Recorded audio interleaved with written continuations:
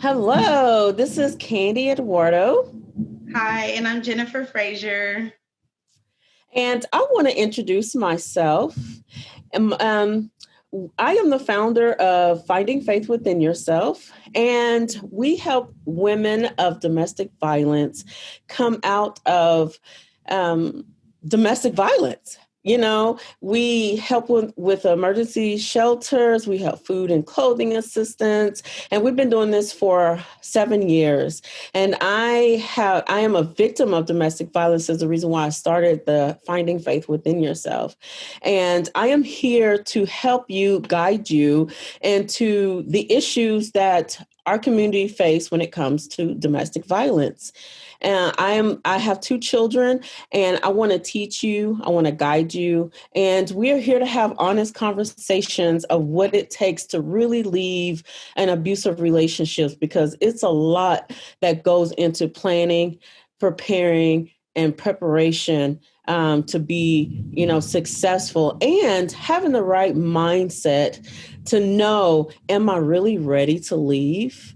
So that's what we are here for. This is the reason why me and Jennifer have come together to start this podcast. You would be very informative on what's to come, and I am pretty excited. So I want to introduce to you Jennifer, and she's going to tell you a little bit more about herself, and then we're going to dive into it.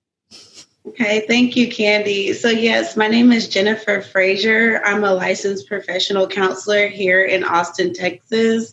Right now, I am with a group counseling center and we provide therapy. I mostly work around traumatic experiences, things like that.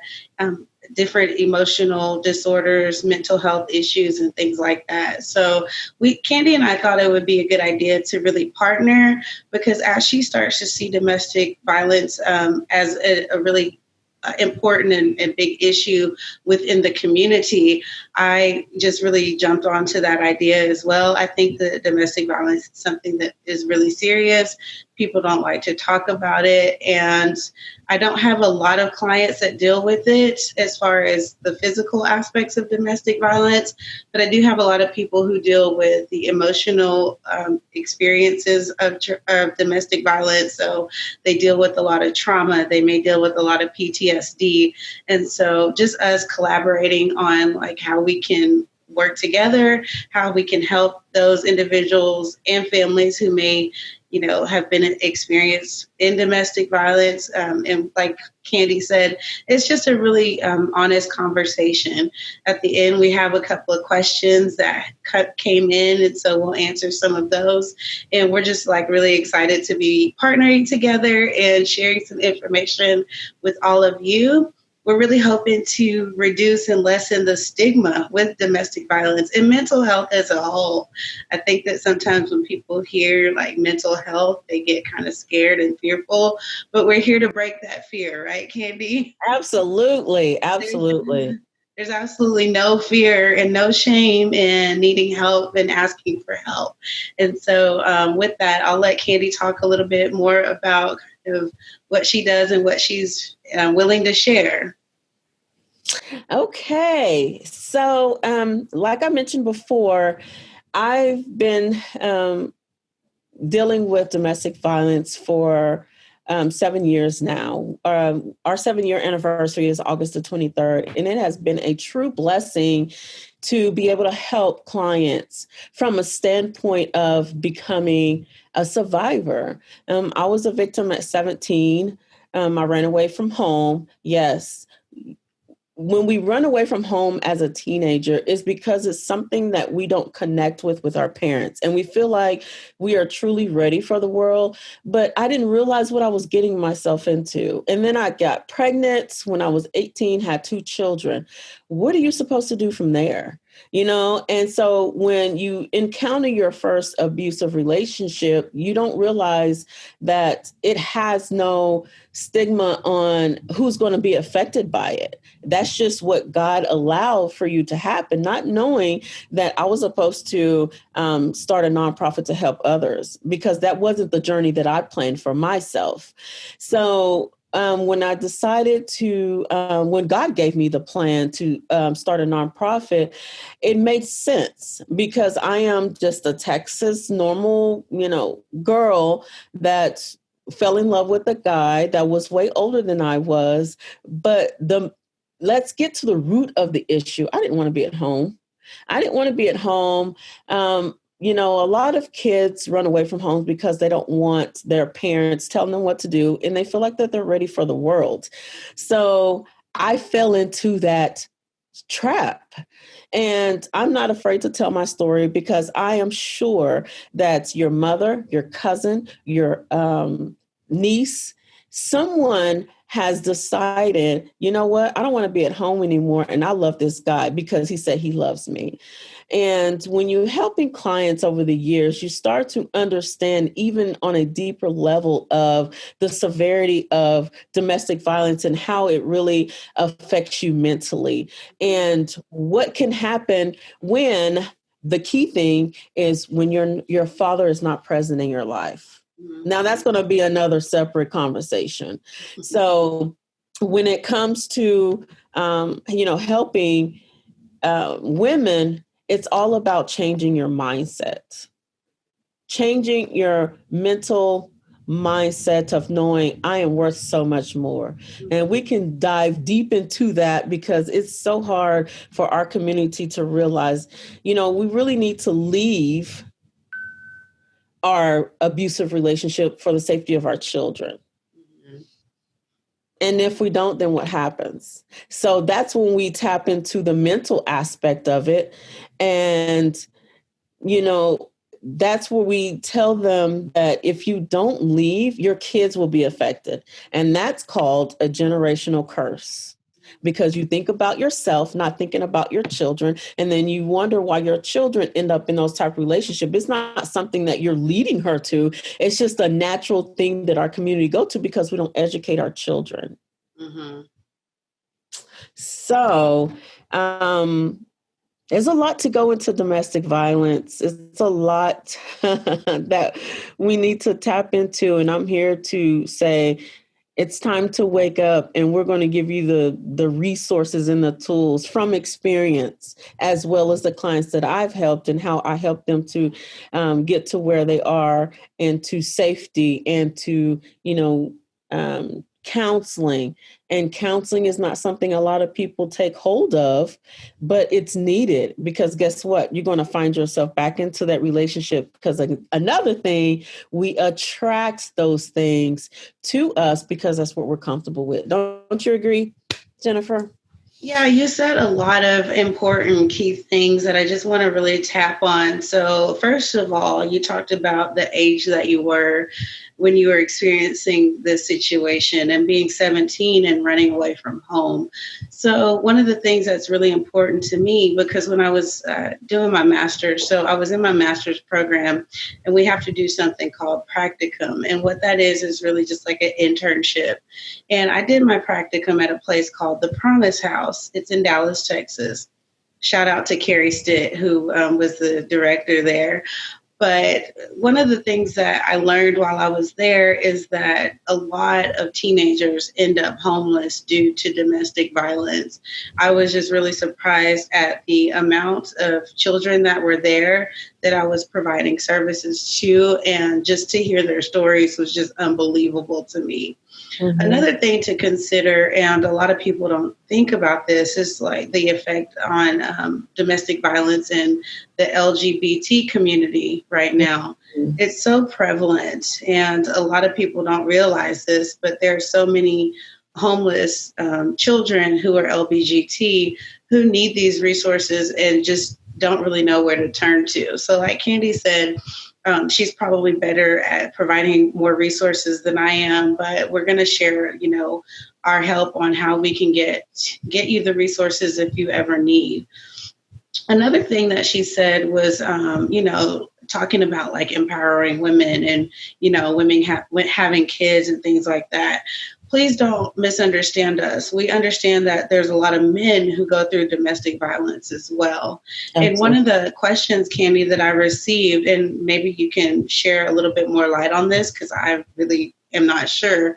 But I had a male that contacted me and was like, when are there going to be more shelters for men for domestic violence? Because I think right now what we're running into is that there are so many shelters for women and children and families like that, but I don't know if they're necessarily fit or equipped to house men. Do you have any information on that, or what can you tell us about that? Um, Only shelter that I know in Dallas that help men of domestic violence is the Family Place. Mm-hmm. They have opened a shelter for men. Um, uh, that help, that they do service them that are single fathers. Mm-hmm. So yes, he is right. We do need more shelters. We need a diverse shelter, and we Mm-hmm. need more males to speak up and not feel afraid to say, I've been affected by domestic violence, because there are a lot of women out there that hurt their guys, their husbands or their boyfriends because their fathers hurt them. Every issue that comes upon your life is a underlining issue, and so it happens. So thank him. I thank you for opening up and even asking that question, because yes, a lot of men are affected by domestic violence, and I would love for you to or anyone that's out there affected by domestic violence to speak up. We advocate for domestic violence. It doesn't matter if you're LGBT, just like Jennifer said, or are you a male or female. I mean, we all are affected in the same way. And so you can reach out to Family Place. And if you don't feel comfortable reaching out to Family Place, we at Finding Faith Within Yourself will help reach out to Family Place to get the services that you need, or we will find other shelters. But honestly, only organization that I know is the Family Place that has literally opened a shelter for men. So if you have any questions or issues, please don't hesitate to reach out to us. We're here to help you, no matter who you are. Mm-hmm. You brought up a good point too, is that like a lot of people, male or female, but it really tends to be sometimes the males are like, they don't want to reach out for help, or they don't even want to admit that there's anything going wrong. And so like, I personally just want to just share with everybody to just really lower that fear and lower that shame, uncover it and be transparent. I think we have gotten into a society that like we're just so automatic. We have these automatic responses, right? So if somebody asks, how are you doing today? The quick response and the quick thing to say is, oh, I'm fine. But if you really think about it, you're really not fine. And so really starting to be honest with yourself and having these truthful conversations with yourself and being able to ask for help. And, when you're doing that, you're reducing the stigma and breaking down those walls, because there's nothing to be ashamed of. I think that, abusive situations are so common.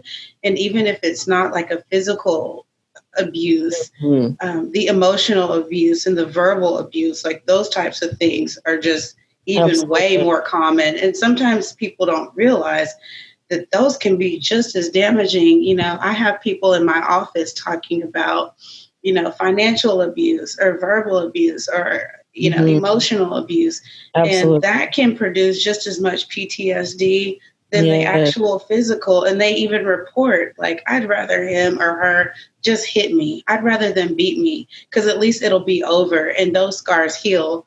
But sometimes the emotional abuse, it's really difficult to heal. What do you think about that, Candi? Absolutely. My experience from 17 until I was 25, 26 years old, 10 years, almost 10 years, I lived in an abusive relationship. So my teenage years going through into an adult, and it was a lot of emotion of, can I really do it? on my own because he did so many things for me. In your teenage years, you're trying to understand who you really are. You're trying to make sure that you're on the right path of doing the things you're doing, but then you're affected by abuse and trying to understand abuse. And so emotionally, it took me a long time to accept who I am and what I am capable of. And it's okay to feel the way I feel because those feelings are taken away from you when you're in an abusive relationship. Mm-hmm. So you have to learn how to bring that back to yourself and find you again. And that takes a lot of time in talking to someone, being open to someone. And and honestly, I didn't get the help that I should have gotten. I've, tried to figure it out on my own. And I recommend people to talk to someone that you can trust and who can encourage you. They may not know the answer, and that's okay. But at least they can encourage you to say, you can do this. Mm-hmm. Is there anything for me to do for you? Is there anybody that I can reach out to that can help you? And so I really suggest that you talk to someone or reach out to someone that understands and not be judgmental. Oh man, you just nailed it. Not be judgmental. That's so important, like especially for my clients. I have situations where a client can see me for probably 2 to 3 sessions and then start to reveal some of the deeper issues. But then I have those that it takes maybe a year and a half, 2 years for them to finally start opening up and being really honest about what they've been through and their experiences and things like that. Mm-hmm. So, I did a little bit of research and I'm like, why is that? Like, I'm asking the questionnaire, different things.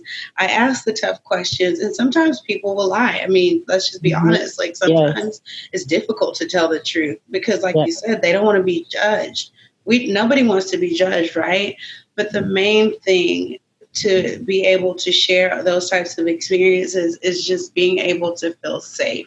And so, Candi and I, we want you to know that, like, if you ever do have to come to us, you're at a place and you're with people where you can feel safe, you can trust, and you won't be judged. Like Candi was saying, like, she's been through all of this, and to one degree or another, I've been through it because she mentioned something called generational curses. But what I can also tell you is that it has another term, like in another terminology. So like secondary trauma, that's where you don't have to exactly experience it firsthand, but you can just witness the trauma. You can witness the abuse. You can just be in the same room as somebody getting abused and you're still going to have some of these same symptoms. So I just wanted to share that. You're absolutely right about that. You're absolutely right. Mm-hmm. Again, when our children see you being abused mentally, physically, or whatever type of trauma that you've experienced, your kids are going through that in silence. And so, the schools are not set up for that. And you wonder why your kids are going to school lashing out, beating up on people because they don't know how to express what they're feeling, and so they don't want to add that extra burden on the parents because you're already going through something. And so they're just holding in all their feelings and they are experiencing exactly the same thing you are. Mm-hmm, mm-hmm. One of the reasons why it was difficult for me to actually be like a domestic violence therapist is because when I had to do my internship, I went to a place, I'm not going to name the name, but this particular organization actually tracked the number of deaths that happened and occurred within domestic violence situations. And when I saw them tracking that, I was just like, oh my gosh, I can't handle it personally. Mm-hmm. Like my psyche can't handle things like that. And so a lot of the questions that I have been getting to have been around COVID and what's happening with COVID. Mm-hmm. And so we all know that the number of domestic violence just cases have been increasing. And so, Candi, do you want to talk about any of that? Or I don't know if you have specific numbers, but have you gotten more calls due to, since it's COVID time? Yes. We don't have, I don't have specific numbers given domestic, what has been going on around domestic violence. Mhm. But yes, we have gotten a lot of emails, phone calls during that time. And the unfortunate part for us is, when you're trying to provide safety and safety measurements given, for the clients, and you face mask and hand sanitizer, and then the shelters are not taking in as many clients because of, everybody has to be social distancing, and it's been very stressful, let me say.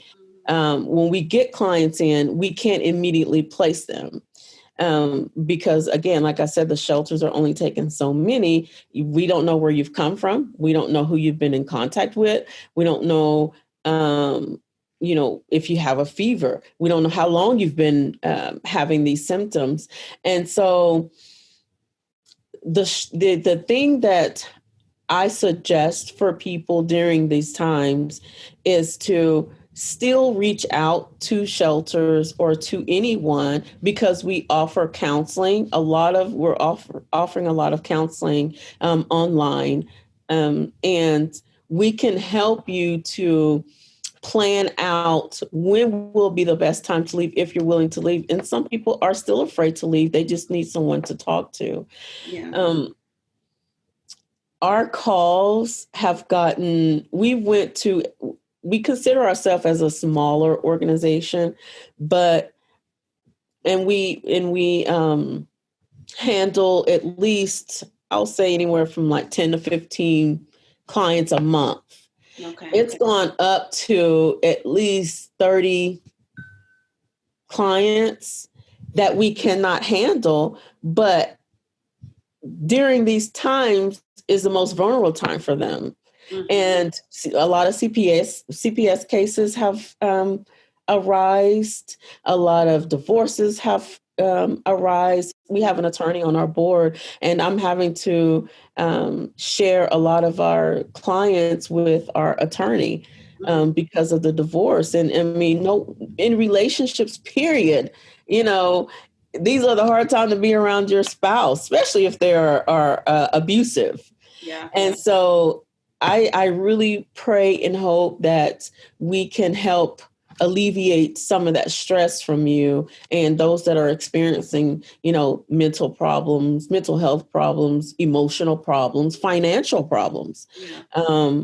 It's just a lot that's going on during these times, and it's really hard for us to keep up. Yeah. I Honestly. mean, yeah, for sure. Like I hear you when you talk about like the number of clients or cases like that's doubling, and it's always like okay, great job security for me, but I'm having to turn a lot of people away, Yes. and Yes. I may refer to other clinicians and things like that. Do you have like a referral process, or what happens with that?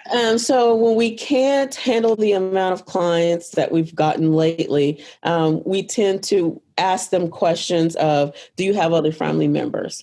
Because we have an organization that we're connected to who will help you get to a family that's in Ohio or that's in Washington. They help with travel. So let's say if a client calls and they say, we'll ask them certain questions, and are you willing to go stay with family? And they say, oh, well, they're out of state. We can still help.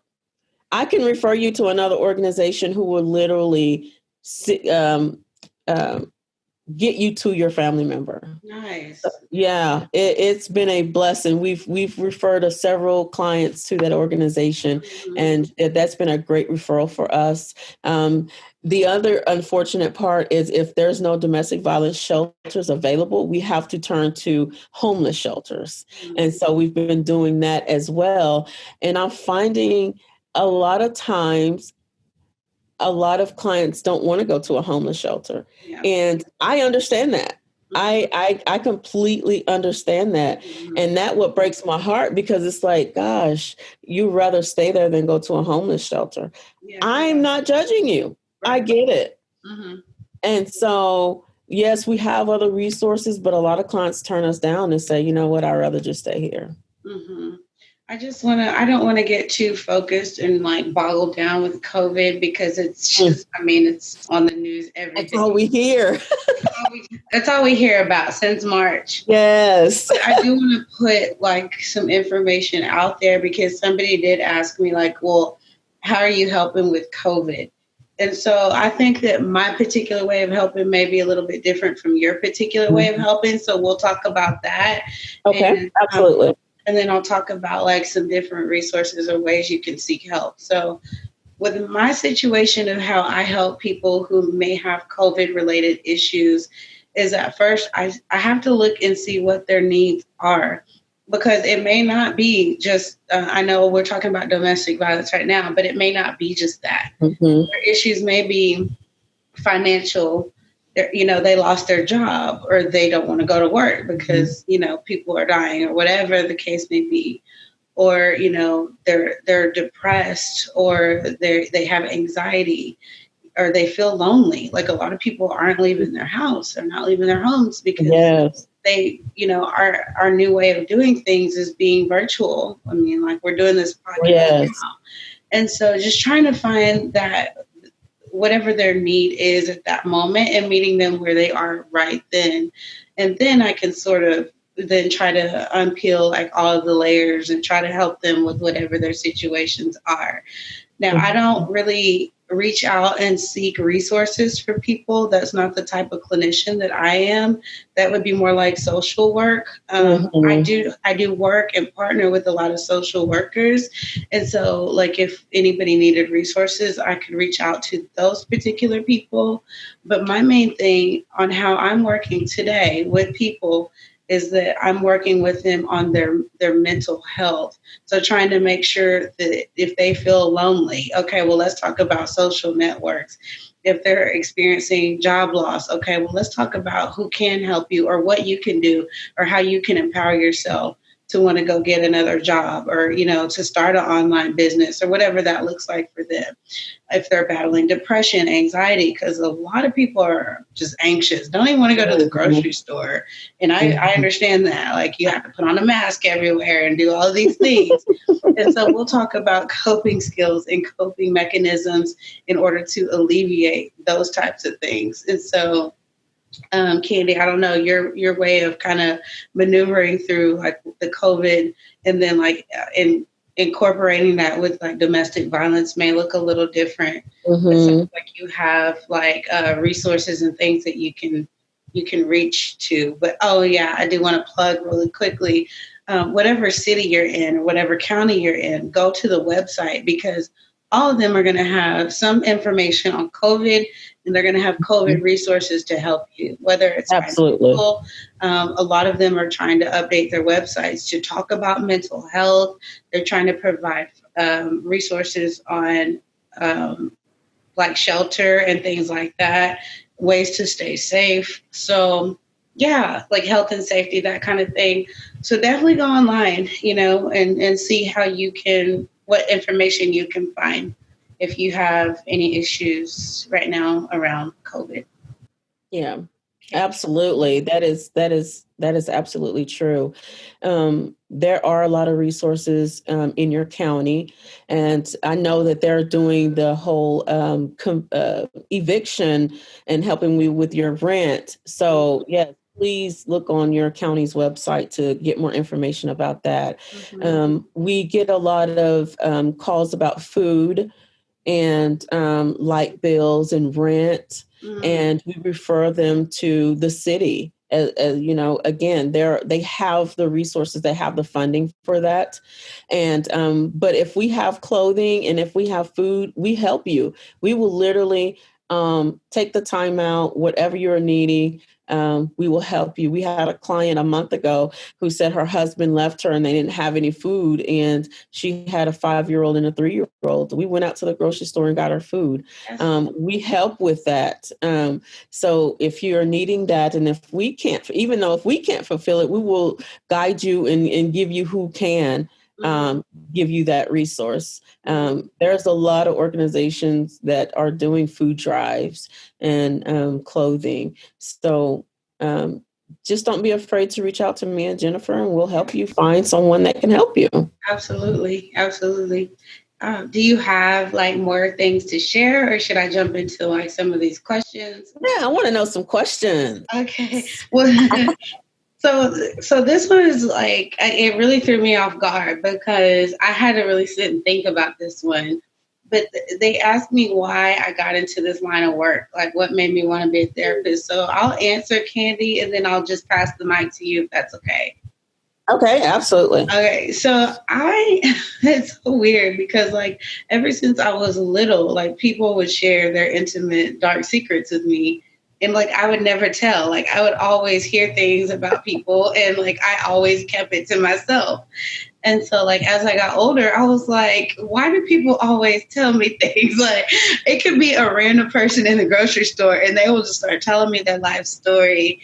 And so, I don't know, I think I was sitting in church one day and I, heard the pastor talking about counseling or something. And I was like, well, what's that career like? And so, just started to really do research on that. And then I used to go sit at DBU, the campus at Dallas Baptist Mhm. University. And I just kept going there. Like I would just go have lunch there. I would go and just like chill there. And then like finally I was just like, I heard something, a voice saying, you're going to be a counselor, you're going to be a therapist. And I was like, Wow. whatever. And like I ignored it for 2 years. And then the next thing you know, I was applying for the program. But I think that the first initial reason that I got really interested is because I have a lot of mental health issues and concerns like within my own family. And I'm not going to dive into that. But I've always been interested in like kind of wanting to know more and always wanting to help and not really knowing how to help, you know what I mean? As far as like Yes. mental health and even like drug and alcohol abuse and that type of thing. So I've always had like that around me. It's been normal to me, but never really knowing how to help or how to fix it. And so I finally found like a career that I can actually help in that area. So that's What a why that was a really blessing. good question too. I had to think about that one. Andy, I'll let you share why you're into this line of work. um, I honestly didn't think I was going to be a founder of a nonprofit. I wanted to become a nurse. I love helping people. I love, especially the older people. I love helping them. My heart is just there. And so when I was applying for schools, again, all of this at a young age, and we're trying to figure out who we are, right? So I wanted to be a nurse, and I tried to apply for several colleges. I got into a college, it didn't work out. Okay. So I was like, I got to get out of this relationship. I know this is my calling. I just love people so much. So when I left 10 years later, I applied at another college, Remington College, and I applied at Eastville College. Well, every time I went, I was a single mother. The schedule wasn't right, or the school was too far. It was always an issue. Mhm. So one day I was in the shower and I was just so heartbroken because I just know that, when people are children and they just know that this is what they're going to become and they go and achieve that goal. That happens to a lot of us, not majority, but a lot of us. Just like athletes, your parents say, oh, he's going to be an athlete. He's going to be in football. Well, good for you. That wasn't my journey. Yeah. So, I was supposed to be a singer, so anyway. I still do on the side, but anyway, there you go. There you go. go on. So I was in the shower and I was praying and I said, okay, God, what do you want me to do? Like, why is this happening to me? I want to be a nurse so bad. And he told me, he said, I know you love helping people, but I want you to help people in a different way. Oh, And I was like, okay, so what does that look like? yeah. And so he was just like, you need to start a nonprofit. He was telling me how I should help people from your experience. Just start telling your story, because a lot of people didn't know what I was going through because I was so taken away from my family. And so he said, I want you to go out and I want you to tell your story on how helped you to overcome what you've been through. Yeah. And I was like, oh God, here we go. Okay, I'm being challenged. I don't know anything about this nonprofit. And so when I went on Facebook and I started telling my story, and it just went from there. God just started opening doors from there. And I was just like, wow, okay, this is what he meant. And And here I am. he's not done with you yet, sweetheart. He's He's not not done done. yet. I really like that, like just being transparent and in who you are, and realizing that, it's not the trauma that we've gone through. It's the victory at the end of the day when you can say you've overcome that, and you're not looking at yourself like, oh, I'm a victim. I've been through this. You're looking at yourself like, I'm a strong man. I'm a strong woman because I have done these things in spite of what all I've been through, and I'm resilient, and I can still stand no matter what I've been through. So I think that like that's really what it boils down to. And I like your transparency because I find that with a lot of my clients, some of them they're stuck in that they're really close to change, really close to change. And then it's like, I don't share a lot with my clients, but I know when the time is right to do that. I'll only self-disclose. It's discernment, first of all, knowing when to do that. But I only do that if I know that it's going to be beneficial to the therapeutic relationship. And so I find that when I do share like a personal story that they can relate to, they're way more open to change and wanting to help themselves more because they look at me like, oh, she really gets it. She's been right. And if she can still be standing, then I can too. And I think that that's really the point that we want you all to understand is that, yes, people go through things, but you don't realize how resilient you are and how strong you are and how powerful you are. And sometimes it takes people to get you to that other, cross that other side. I wanted to ask, or I got a question about like self-care, because as we all know, dealing with, especially everything that's going on right now, but just being in this field, period, the mental health, or like not even mental health, like the helping field. So there's teachers out there right now, there's nurses, there's doctors, there's parents, because now you have to homeschool. And, therapists, and what you do as far as life coaching, and just the list goes on. Like, what do you do for self-care? I'll let you answer first and then I'll share. It took me a long time to realize that I actually need it. We never, as women, think that we need self-care. We know that we are beaten up by everyday life, but we don't take time to say, you know what, I need to relax, because on our to-do list is always something. It's always on the go, doing this and doing that. And you just don't feel like you have time for it. So I honestly, it's probably been like a month now when I realized this and said to myself that, okay, I need to slow down. But when you don't slow down, God is going to allow you to slow down. Okay. I don't mean to open up that field of things, or whoever your higher power is, or whatever you are experiencing in life. Yeah, it's going to come a time in your life where you're going to get sick, or you're going to be exhausted, you're going to be tired, and you can't do anything for yourself. Right, like physically, you have to slow down, like not even spiritually is what you're saying. Yes, physically, absolutely. Your body will slow you down. Yes, absolutely. And so the first time I went to go get my toes done was 2 weeks ago. Do you know, I felt like I was just on cloud nine. Like, what have I been missing since this COVID has happened, And so I realized, I need to take at least 30 minutes out for myself, just to breathe again, because we're constantly on the go all the time. So what I do is I wake up before I have twin boys. I wake up before they get up, have coffee, and go stand outside and smell the fresh air. That's the start of my day. Yes. So you got to take baby steps to this process. So, and bless your heart, twin boys. When she says that, she's not lying. Their age is 3. two of them. So double everything, double the food, double the, I guess it's pull-ups or potty training, all that, whatever that looks like for you. I think you're absolutely right. And I think for me, I had to learn that self-care is like, that should be practiced daily. Because I used to like try to write it in my schedule. And then I realized, okay, just even trying to schedule self-care is stressing me out. So I like what you said about baby steps. Like, it's something that can be the smallest things.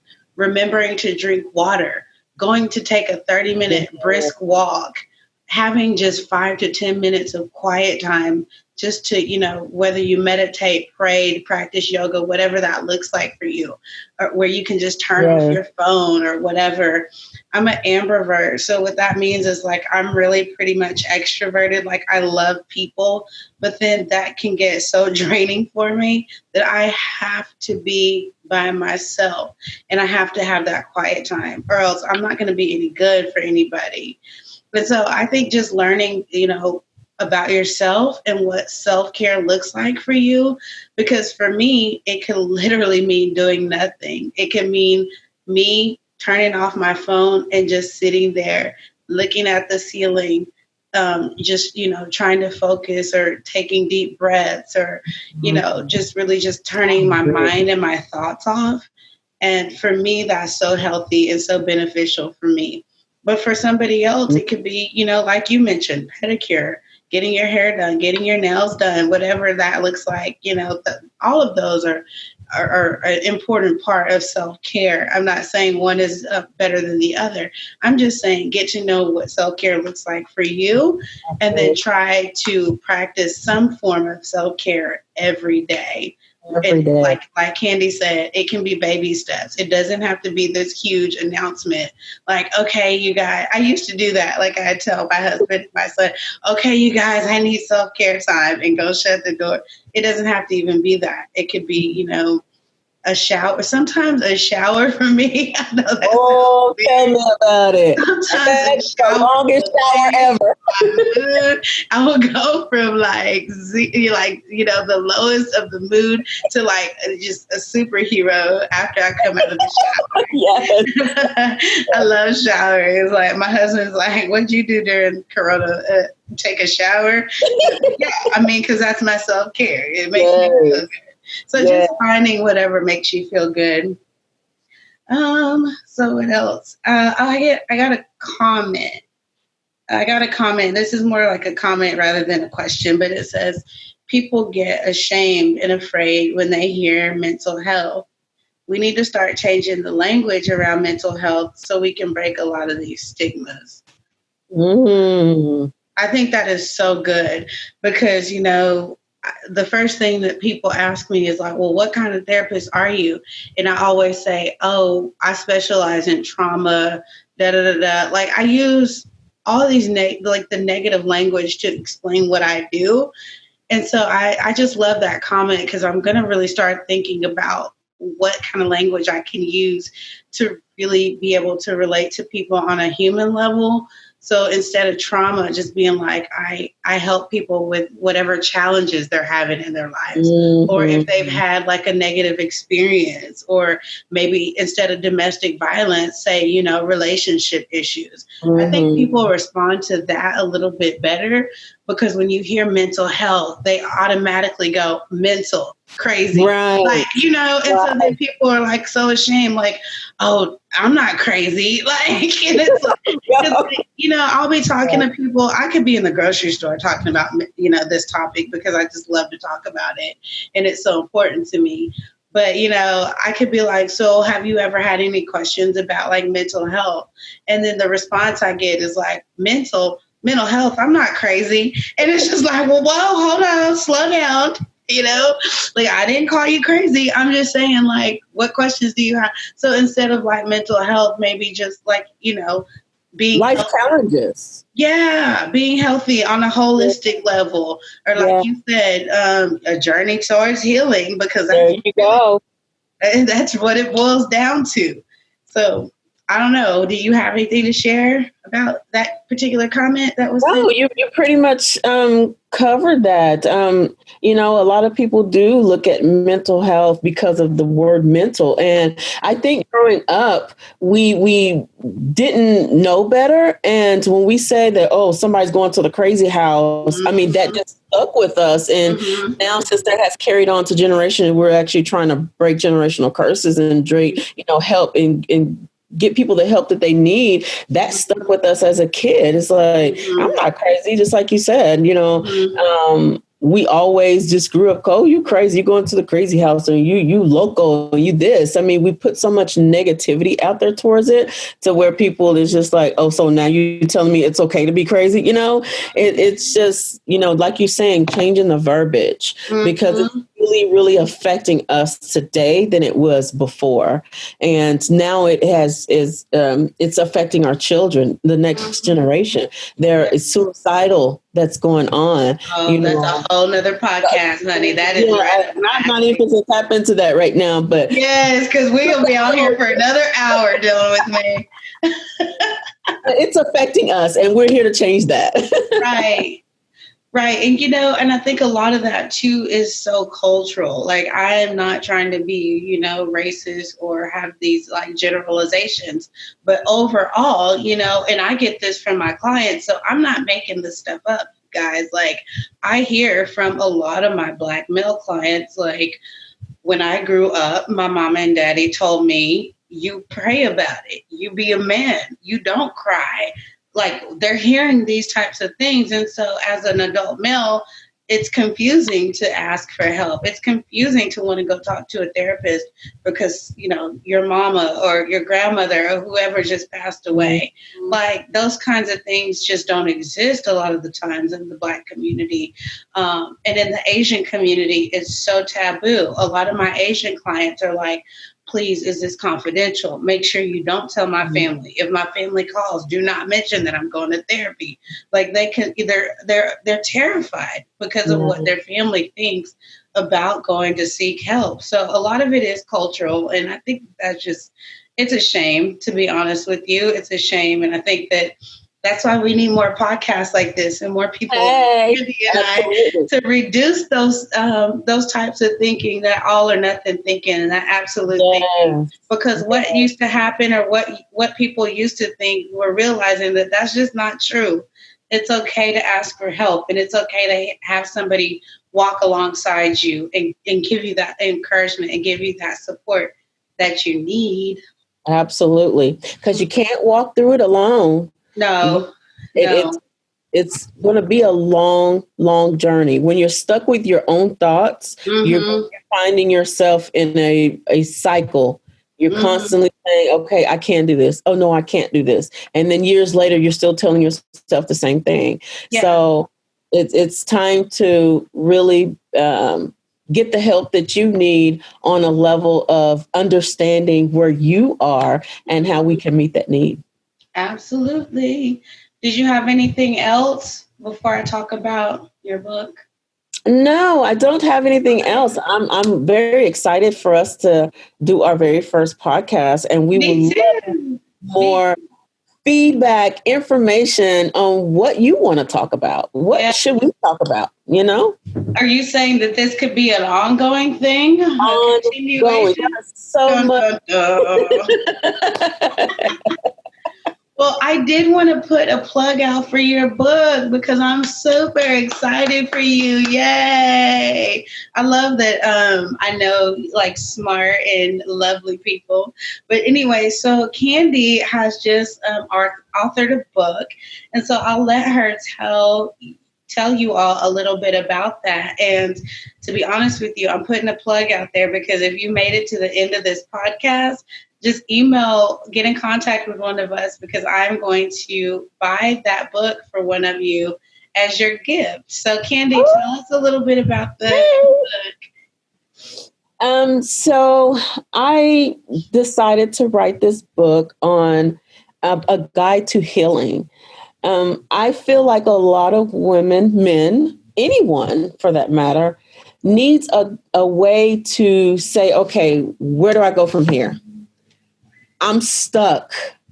I need some type of guidance. Mm-hmm. And so this book will help you in whatever area that you are stuck in. It talks about blended families. It talks about relationships. Okay. It talks about trauma of abuse. It talks about how to prepare yourself. It talks about your mental state of mind. And can I really do this? Yes, you can. So once you get the book, you're going to be so thrilled and amazed how it articulates and helps you through the process. And you can write down notes on each page on the issue that you are facing and how it can guide you through that process. Oh, nice. So it's kind of like a workbook or interactive?